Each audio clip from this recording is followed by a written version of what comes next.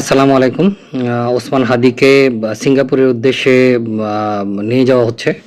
তো ওসমান হাদিকে সিঙ্গাপুরে নিয়ে যাওয়ার জন্য এয়ার অ্যাম্বুলেন্স এসেছে বা এয়ার অ্যাম্বুলেন্স ভাড়া করা হয়েছে। তো জানতে পারলাম পিনাকির পোস্ট থেকে হাদির পরিবার 52 লাখ টাকা দিয়ে এয়ার অ্যাম্বুলেন্স ভাড়া করেছে। এখন এই ভাউচার নিয়ে বলতেছে 2 দিনের মধ্যে টাকা শোধ করে দিবেন। ফাজলামো পাইছে, মানে সরকারকে বলছে আর কি, সরকার এই 52 লক্ষ টাকা শোধ করে দিবে। তো 52 লক্ষ টাকা আসলে তো অনেক টাকা, তাই না?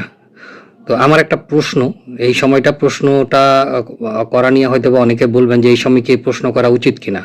আসলে প্রশ্নটা দুঃসময়ে করা উচিত, সুসময়ে প্রশ্ন করে লাভ নেই, ওই সময়টাতে মার খাওয়ার সম্ভাবনা আছে। আর দুঃসময়েও প্রশ্ন করলে সেই প্রশ্নটা গায়ের ভিতরে বিঁধবে এবং যখন সত্যটা বেরিয়ে আসবে।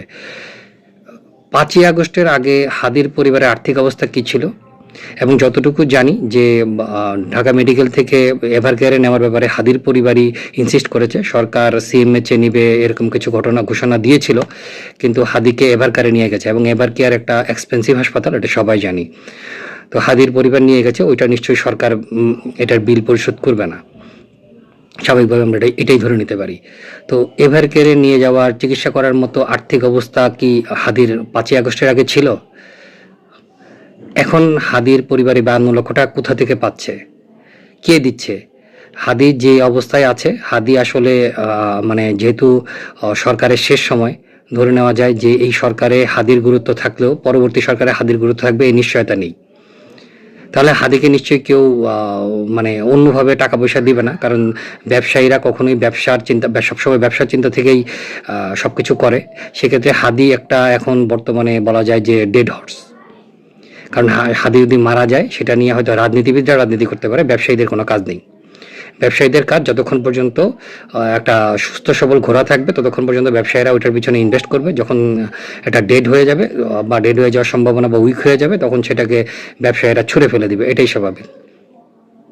এখন হাদির পরিবারের আর্থিক অবস্থা কি, এটা নিয়ে প্রশ্ন করলে হয়তো অনেকের বিরাগ ভাজন হতে হবে, কিন্তু এই প্রশ্নটা করা উচিত, কারণ এতেই বোঝা যাবে গত 1.5 বছরে বাংলাদেশে কি আকাম কুকামগুলো হয়েছে। যদি হাদির পরিবার যদি অত্যন্ত ধনী একটা পরিবার হয়, সেক্ষেত্রে আমার বলার কিছু নেই।